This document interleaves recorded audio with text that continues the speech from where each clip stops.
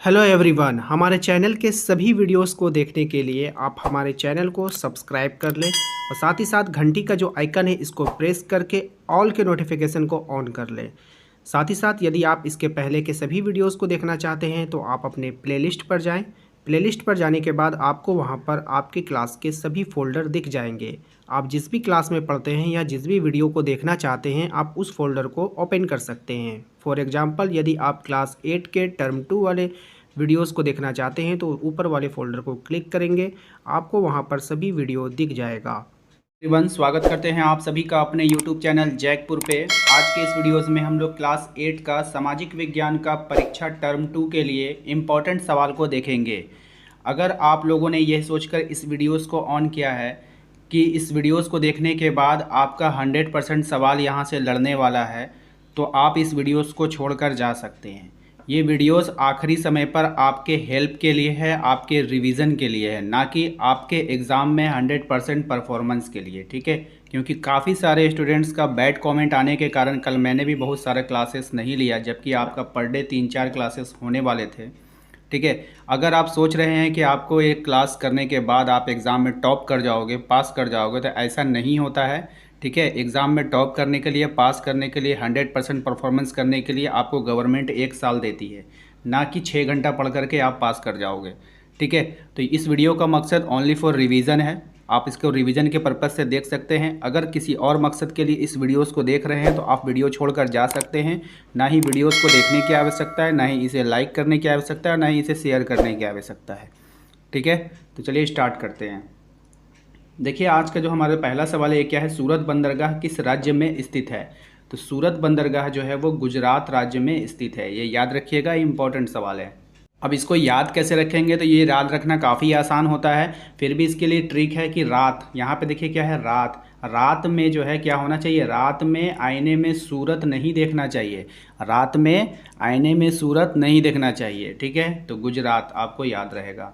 अगला सवाल देखिए क्या है, टाटा स्टील की स्थापना कब हुई थी। तो टाटा स्टील की जो स्थापना हुई थी वो 1905 ईस्वी में हुई थी।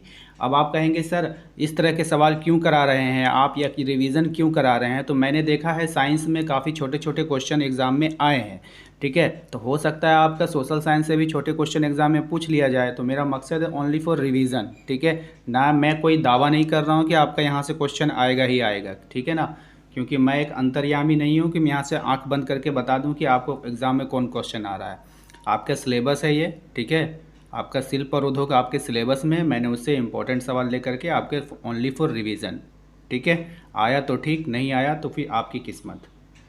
चलिए अब यहाँ पे देखते हैं टाटा स्टील की स्थापना कब हुई थी। तो टाटा स्टील की जो स्थापना हुई थी वो हुई थी 1905 में। अब इसको याद कैसे रखेंगे, तो आपको याद रखना है कि आपने जो है किसी बच्चे को कितना दिया है, 5 रुपया दिया और उसे टाटा बाय बाय कर दिया।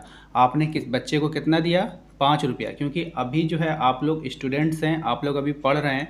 तो अगर आपको त्योहारों में बच्चों को अगर कुछ देना होगा तो आप उसको 5 रुपया ही दे पाएंगे। ठीक है, क्योंकि अभी आप इनकम नहीं कर रहे हैं। ठीक है ना, तो इस तरह से आप लोगों को माइंड सेटअप करना है कि आपने बच्चों को 5 रुपया दिया और टाटा बाय बाय कर दिया। ठीक है, तो इस तरह से याद रखेंगे। 1905 में भारत में सूती कपड़ा मिल की स्थापना कब हुई थी और कहाँ हुई थी। तो 1854 में बम्बई में हुई थी।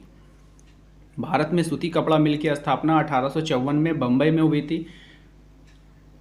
चलिए नेक्स्ट सवाल पे चलते हैं। पुर्तगाल सबसे पहले कहाँ पहुँचा। तो पुर्तगाल सबसे पहले पहुँचा था कालीकट में। ये काफ़ी इंपॉर्टेंट है, इसको ध्यान में रखिएगा।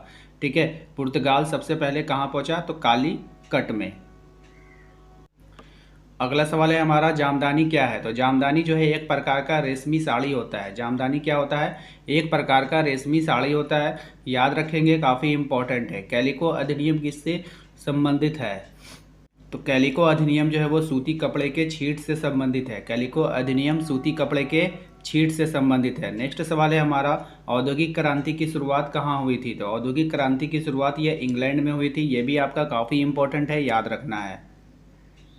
अगला सवाल है हमारा, 18वीं शताब्दी के में भारत में बुनाई का प्रमुख केंद्र कहाँ था। तो बंगाल में। ब से बुनाई, ब से बुनाई और ब से बंगाल, याद रखिएगा। 18वीं शताब्दी में भारत में बुनाई का प्रमुख केंद्र कहाँ था, तो बंगाल में था। सूरत बंदरगाह किस तट पर है। सूरत बंदरगाह जो है वो पश्चिमी तट पर है। देखिए वीडियो के अंत में मैं आपको बताऊंगा कि इसका जो PDF है वो आप लोगों को कहाँ मिल जाएगा, ठीक है ना। आप लोगों को नोट भी करने की ज़रूरत नहीं है, सिर्फ वीडियोस को रिवीजन कीजिए। अगर आपको नोट्स चाहिए तो आपको मैं दे दूंगा, ठीक है ना। स्पिनिंग जेनी का आविष्कारक कौन था? तो देखिए स्पिनिंग जेनी का जो आविष्कारक था, एक क्वेश्चन लगता है छूट गया आपका, सूरत बंदरगाह किस तट पर है? तो पश्चिमी तट पर। स्पिनिंग जेनी का जो आविष्कारक था तो वो था आपका जॉन के। कौन था? जॉन के। स्पिनिंग जेनी का आविष्कारक जॉन के। याद रखिएगा, इंपॉर्टेंट है। टिस्को स्टील की उत्पादन किस वर्ष हुआ था? तो टिस्को स्टील का जो उत्पादन है वो 1912 में हुआ था। देखिए सभी सवालों में ट्रिक नहीं लगाया जा सकता है, क्योंकि ट्रिक उन्हीं में लगाया जाता है जिसमें ऑप्शन दिया जाता है, ठीक है ना। तो क्योंकि आप लोगों को कोई भी ऑप्शन नहीं दिया जाएगा तो यहाँ पे ट्रिक काम नहीं करेगा, ठीक है। जब ऑप्शन से ही हम लोग ट्रिक को इस्तेमाल करते हैं, अगर आपके पास ऑप्शन ही नहीं रहेगा तो आपको ट्रिक याद नहीं रहेगा, अब भूल जाएंगे। इसी कारण से हर सवाल में ट्रिक लगाना जरूरी नहीं है। भारी अभियंत्रण संयंत्र HEC की स्थापना कब हुई थी? तो ये आपका 1958 में हुई थी, याद रखिएगा, काफ़ी इंपॉर्टेंट है। स्पेनिंग जेनी क्या है? अगला सवाल देखिए, स्पेनिंग जेनी क्या है? तो परंपरागत तकनीकियों के उत्पादन बढ़ाने वाली मशीन, यानी एक मशीन है जो परंपरागत रूप से जो काम लोग कर रहे थे तो उसके उत्पादन को बनाने के लिए, बढ़ाने के लिए, प्रोडक्शन करने के लिए मशीन है। क्या है? मशीन है। नेक्स्ट है मसलिन क्या है? यानी मसलिन यानी मलमल क्या है? तो बारीक सूती कपड़ा को भी हम लोग क्या बोलते हैं? मसलिन बोलते हैं, याद रखिएगा। जामदानी एक तरह का क्या है? तो जामदानी एक तरह का बारीक मलमल है। जामदानी क्या है? एक तरह का बारीक मलमल है, यानी कपड़ा ही एक तरह का कपड़ा है, यानी बारीक से बारीक सूती कपड़ा। इसके बाद हमारा अगला सवाल है कि टीपू सुल्तान की तलवार किस स्टील की बनी थी? तो वुड्स स्टील की बनी थी, याद रखेंगे।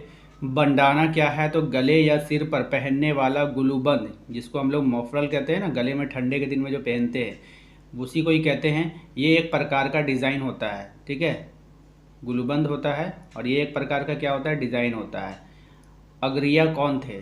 अगरिया एक समुदाय था जो लोहे गलाने में माहिर था। अगरिया क्या था? एक समुदाय था, एक जाति था, एक समुदाय था जो लोहा गलाने में माहिर था। यानी कि हर कोई कुछ ना कुछ काम में क्या होता है? माहिर होता है ना। हर कोई किसी न किसी काम में माहिर होता है। उसी प्रकार से अगरिया लोग जो थे वो लोहा को गलाने में माहिर थे, ठीक है ना, यानी लोहार टाइप के थे। पटोला, पटोला बुनाई क्या है? ठीक है, देख लीजिए, इंपॉर्टेंट है ये। तो पटोला बुनाई जो है कपड़ों पर, पटोला क्या है? पटोला बुनाई कपड़ों पर जानवरों या अन्य चीज़ों की आकृति उगाई जाती थी। पटोला बुनाई में क्या होता था? देखिए बुनाई तो पता है आपको कि बुनाई होगा कपड़ों में, लेकिन उसी में एक प्रकार का पटोला बुनाई आ गया। तो पटोला बुनाई में क्या करेंगे?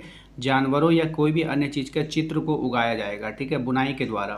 तो उसको हम लोग पटोला बुनाई कहते हैं। नहीं बोलते एक सिंपल बुनाई, एक डिज़ाइनदार बुनाई। तो आप कह सकते हैं कि एक तरह का डिज़ाइनदार बुनाई होता है, कौन? पटोला बुनाई, ठीक है।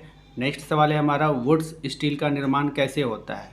तो वुड्स स्टील, देखिए वुड्स जो स्टील था ना, ये टीपू सुल्तान की तलवार जब पूछा था आपसे कि किस स्टील का बना है, तो इसी स्टील का बना है, वुड्स स्टील का। तो आपको यहाँ पे फिर ध्यान देना है कि वुड्स स्टील मैसूर की भट्टियों में तैयार होता था, क्योंकि टीपू सुल्तान वहाँ का शासक था, मैसूर का शासक था। आपसे ये भी पूछेगा तो आप वहाँ पे क्लियर कर दे रहे हैं हम आपको कि टीपू सुल्तान मैसूर का शासक था।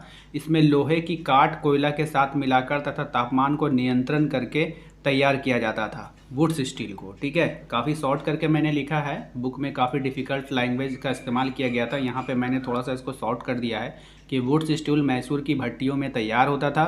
इसमें लोहे को काट कोयला के साथ मिलाकर तथा तापमान को नियंत्रण करके तैयार किया जाता था।